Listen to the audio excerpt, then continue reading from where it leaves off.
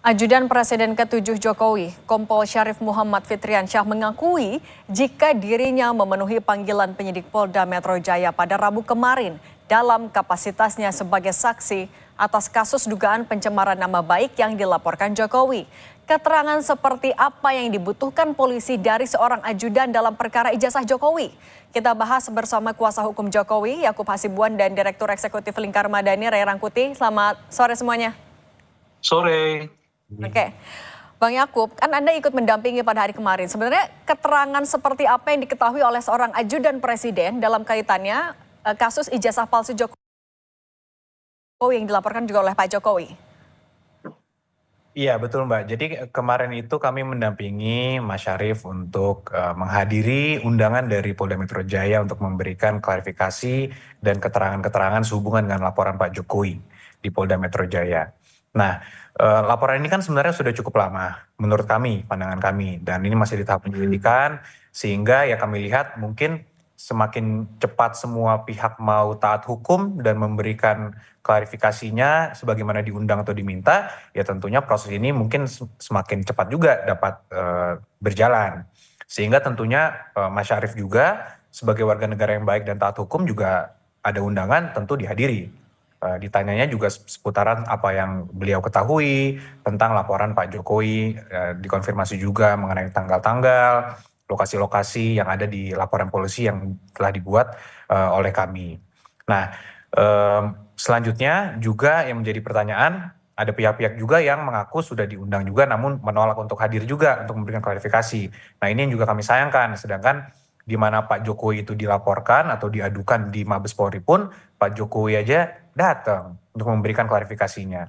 Tapi kok ada pihak-pihak yang diundang Polda Metro Jaya yang selama ini mungkin dengan PD memberikan banyak keterangan di media-media, namun dipanggil Polda Metro Jaya atau diundang lah, bukan dipanggil, masih diundang untuk memberikan klarifikasinya sekitaran dengan hal-hal yang disampaikan di sosial media, di media massa dan sebagainya, tapi malah tidak mau hadir. Oke. Kan katanya ada advis dari kuasa hukumnya. Itu yang kami sayangkan, Mbak. Oke, Bang Yakub, tapi bentuk kami juga mengerti, ini kan kasus dugaan ijazah palsu yang diperkarakan oleh penuding kan terjadi saat Pak Jokowi masih kuliah. Nah, apa kaitannya kejadian itu dengan keterangan dari seorang ajudan Pak Jokowi? Apakah memang nama Kompol Syarif ini disebutkan oleh Pak Jokowi langsung sehingga memang harus dipanggil oleh polisi pada akhirnya?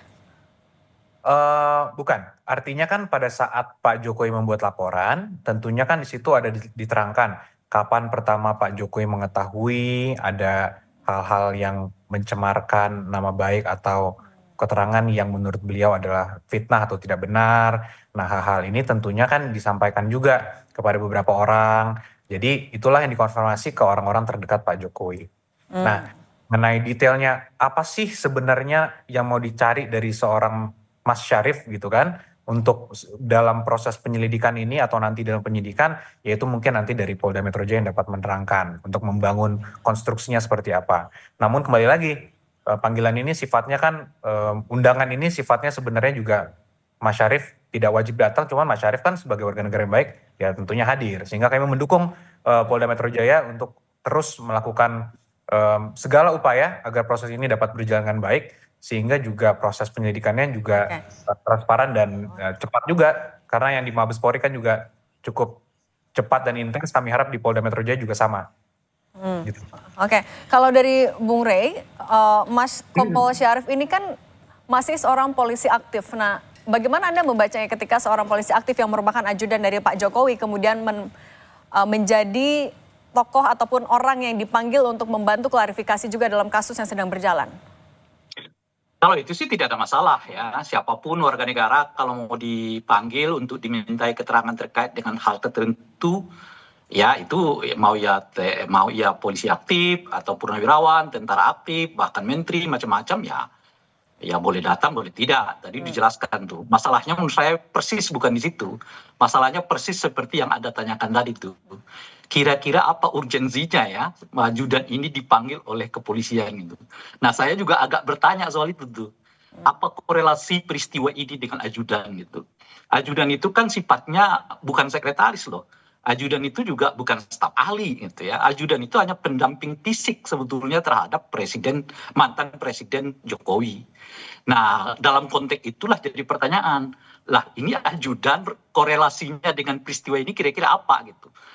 Nah, itu adalah pertanyaannya. Tapi itu tadi, karena memang penyidik merasa penting untuk mengundangnya, ya monggo-monggo aja, silakan saja. Meskipun di kita yang merasa bahwa apa urgensinya, apa korelasinya antara ajudan mantan presiden dengan peristiwa yang merasa diadukan oleh beliau terkait dengan pencemaran nama baik itu. Di situ sebetulnya persoalannya gitu. Nah itu, Bang Yakub bagaimana menanggapinya? Apa urgensinya seorang ajudan? Kenapa tidak staf ahli yang lain ataupun sekretarisnya? Ya, mungkin kembali lagi, mungkin mengenai hal ini kan yang paling tepat untuk menjawab adalah nanti para penyelidik di Polda Metro Jaya, Mbak. Namun secara umum seorang saksi itu kan ketika diundang, sehubungan dengan suatu dugaan tindak pidana, tentu seorang saksi ini tentunya diduga telah mendengar, melihat, atau mengalami juga dugaan tindak pidana apa yang sedang dilakukan penyelidikan. Jadi kalau kami melihat ya tentunya mungkin Mas Syarif sebagai orang yang paling dekat dengan Pak Jokowi, sebagai ajudannya tentu mungkin sebagai seorang saksi melihat, mendengar, dan mengalami juga apa yang Pak Jokowi laporkan sebagai dugaan tindak pidananya. Ya mungkin sekitar itu, Mbak. Oke, Ya, kita paham lah. Kalau misalnya peristiwanya itu misalnya contoh loh ya. silakan. Bung Roy Suryo di depan Pak Jokowi gitu kira-kira gitu ya. Lalu nuduh lala misal ini ya. Nah, di samping Pak Jokowi itu ada ajudan. Kita mengerti ajudan itu sebagai saksi. Ya, peristiwa itu terjadi. Ini kan cuman sebuah pernyataan di ruang mana begitu ya. Yang Pak Jokowi dengan ajudan itu juga udah sama-sama tahu. Bahkan mungkin Pak Jokowi jauh lebih tahu peristiwa itu dibandingkan dengan ajudannya sendiri gitu. itu ininya gitu maksud saya gitu. Kecuali misalnya sang ajudan pernah mendengar misalnya gitu ya, pernah ikut di dalam peristiwa di mana misalnya saudara Roy Suryo atau orang-orang yang sedang diadukan inilah melakukan apa yang disebut oleh Pak Jokowi itu sebagai tindakan pencemaran nama baik gitu. Nah, mungkin kita paham, oh iya, ada saat itu sang ajudan berada dalam peristiwa itu gitu loh kira-kira. Nah, ini peristiwa relatif sebetulnya Pak Jokowi juga mengetahuinya dari dunia maya. Ya kan, nggak langsung kepada Pak Jokowi itu gitu. Nah, dalam konteks itulah yang kita juga bertanya, ini korelasinya apa kok sampai ajudan juga diperiksa. Tapi it's okay, kita setuju itu haknya penyidik lah, semua mau dipanggil ya siapapun oleh mereka. Ya terserah mereka sendiri kalau mereka memang menganggap ya apa namanya itu ya kesaksian seseorang itu jadi penting dalam kerangka menyusun konstruksi hukum ini gitu. Tapi Bung Rey, kalau Anda melihatnya adakah kaitannya pemanggilan Mas Syarif ini dengan gelar perkara khusus juga yang saat ini sedang disoroti? Maksudnya perkara khusus yang mana? Gelar perkara khusus untuk yang membuka kembali laporan soal dugaan ijazah palsu Jokowi di Barreskrim Polri kan itu juga diadukan oleh tim TPUA. Iya, itu bisa saja, tapi ini kan dua kasus hukum yang berbeda ya. Kalau kita dengar tadi itu kan ini terkait dengan dugaan pencemaran nama baik. Jadi nggak bisa dikaitkan itu dengan peristiwa yang lain. Itu mestinya begitu gitu. Nah, yang kita tahu sudah sang ajudan ini diundang oleh apa namanya itu ya pihak kepolisian dalam hal ini penyidik ya dalam rangka memberi kesaksian ya terkait dengan adanya dugaan pencemaran nama baik yang dialamatkan kepada Pak Jokowi gitu. Bung Rey, kalau gitu kita juga melihat sosok Kompol Syarif ini sebagai orang paling dekat dari Pak Jokowi sendiri. Dengan sudah semakin dekatnya circle yang diperiksa oleh penyidik ke circle terdekat Pak Jokowi, apakah ini menjadi modal independensi yang mau ditunjukkan juga oleh Polda? Itulah sejak dari awal kan saya sudah mengatakan juga, saya kira melalui forum ini, titik tekannya itu sebetulnya pada soal keaslian ya, ijazahnya Pak Jokowi. Dan yang bisa menetapkan apakah ijazah itu asli atau tidak, mestinya adalah pengadilan. Nggak bisa juga secara sepihak polisi mengatakan ini asli, dan berdasarkan pengakuan polisi yang asli lalu menindaklanjuti laporan terkait dengan dugaan pencemaran nama baik. Sebab pada ujungnya nanti tetap aja keaslian dari ijazah itu diperiksa di pengadilan. Bagaimana memutuskan satu tindak pidana terjadi dalam hal ini pencemaran nama baik, sementara objeknya sendiri nggak ketahuan apakah itu memang asli atau tidak, kecuali berasal dari pengakuan polisi yang tidak ditetapkan secara sah oleh hukum.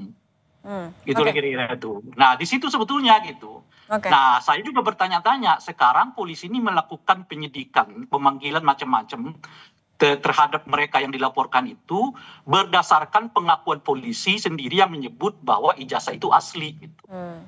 Apakah itu tepat dalam proses hukum? Ya Bung Yakub lah yang mungkin bisa menjawabnya. Gimana, Bung Yakub menanggapinya juga? Iya, jadi kan kalau kita flashback sedikit ke beberapa waktu lalu dari Mabes Polri sudah menghentikan proses penyelidikannya di Mabes Polri karena tidak ditemukan unsur pidana di situ, Mbak Cindy dan Bung Rey juga. Nah, mengenai keaslian suatu dokumen itu jelas bahwa ketika dokumen dianggap palsu, barulah harusnya pengadilan yang menentukan ada terbukti atau tidak palsu atau kepalsuan dokumen tersebut. Ya, betul. Betul, itu kepalsuan. Artinya Hmm, sebenarnya asas hukumnya adalah semua dokumen itu harus dianggap asli sampai dibuktikan sebaliknya. Karena contoh betul. BPN, Mbak, ketika dikeluarkan BPN kan ini mau kita pakai sebagai agunan misalnya di bank, ini harus dianggap asli sampai ada putusan pengadilan yang mengatakan ini palsu. Nah, kemarin itu sudah dihentikan penyelidikan oleh Mabes Polri karena memang tidak ada sama sekali bukti-bukti yang mengatakan atau yang mengarah bahwa ijazah Pak Jokowi itu adalah palsu. Sehingga jelas bahwa keasliannya kan sebenarnya sekarang sudah jelas nih, sudah clear.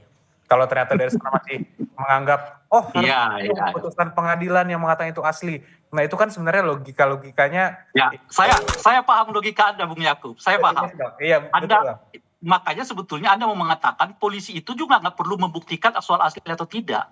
Hmm. Kenapa? Yang penting sudah ada pengakuan dari UGM misalnya bahwa ijazah itu asli, itulah yang dipegang.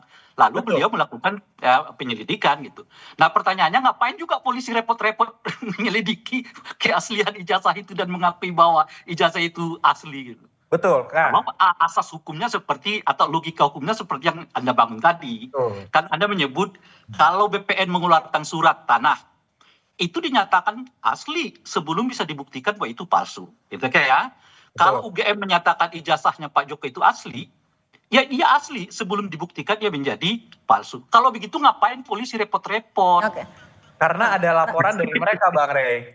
Nah, tapi kalau dari Bung Rey artinya apa yang Anda tangkap dari proses Masalahnya ini kan sebenarnya, Bung Rey? Nah, kalau ada laporan terkait dengan keaslian ijazah itu, kan bukan polisi yang harus membuktikan itu. Nah, mereka lapornya kebetulan ke Mabes Polri, Bang Nah, Rey. iya, kan Mabes Polri dengan tentu saja Mabes Polri bisa mengatakan ini bukan wilayah saya. Untuk memastikan bahwa ijazah ini adalah palsu. Palsu loh ya. Iya. Kita bedakan dengan orang yang melaporkan pihak lain menggunakan ijazah palsu. Itu dua peristiwa yang berbeda. Ya kan? Kalau ijazahnya palsu itu ijazahnya yang dipersoalkan. Tapi kalau ada orang mengadukan orang lain dugaan menggunakan ijazah palsu, berarti ada tindakan menggunakan dokumen palsu. Nah, Itu itulah dua hal yang berbeda. Itulah yang Nah, dilaporkan yang mereka, Bang saya Rey. mau katakan itu, Bung, adalah ijazahnya itu. Bukan apakah ijazah ini dipakai atau tidak itu. Nah, yang penting bagi saya itu adalah membuktikan ijazahnya itu sendiri. Apakah palsu atau tidak. Setahu saya, polisi melakukan penyelidikan terhadap keaslian ijazah itu berkenaan dengan dugaan adanya penggunaan dokumen palsu kan. Itu ininya tuh. Jadi yang dilakukan itu apa namanya itu praktek penggunaan dokumennya, bukan pada dokumennya sendiri. Nah, ketika itulah diuji oleh kepolisian mengatakan bahwa ijazah ini adalah asli. Nah, apakah pengakuan polisi terkait dengan keaslian ijazah ini pada peristiwa itu dapat dijadikan sebagai dasar oleh polisi untuk kemudian melanjutkan proses penyelidikan pada peristiwa lain. Nah, itu yang bertanya. Oke, ini juga sekarang saya mau tanya ke Bang Yakub. Bang Yakub, ini kan sudah dilaporkan, Pak Jokowi sudah lapor dari 30 April, tapi sampai sekarang belum ada tersangka. Kalau Anda melihat prosesnya, singkat saja, apakah sudah tepat atau di mana kendalanya sebenarnya? Kalau menurut kami tidak ada kendala, Mbak. Menurut kami pihak polisian telah melakukan seluruh rangkaian penyelidikan dan namun tetap kembali lagi seperti yang kami sampaikan di kesempatan sebelumnya, harapan kami dapat dilangsungkan dengan lebih cepat, walaupun ya kembali lagi kami menghormati apapun upaya yang sedang dilakukan. Dan sekarang terbukti bahwa saksi yang sudah diperiksa setahu saya juga sudah cukup banyak. Jadi ya kita hormati, kita tunggu karena dari kembali lagi pihak yang Mabes Polri kemarin perkaranya juga sangat cepat. diperiksa oleh para penyelidik di Mabes Polri, sehingga yang laporan Pak Jokowi di Polda ini kami harap juga diperlakukan yang sama lah, sehingga cepat juga untuk dilangsungkan penyelidikannya. Gitu, Oke. Mbak. Baik, Bang Yakub Hasibuan, kuasa hukum dari Pak Jokowi, dan Ray Rangkuti, Direktur Eksekutif Lingkar Madani, terima kasih sudah berbagi bersama kami. Sama-sama. Semuanya. Terima kasih. Selamat Bung Jakub. Terima kasih.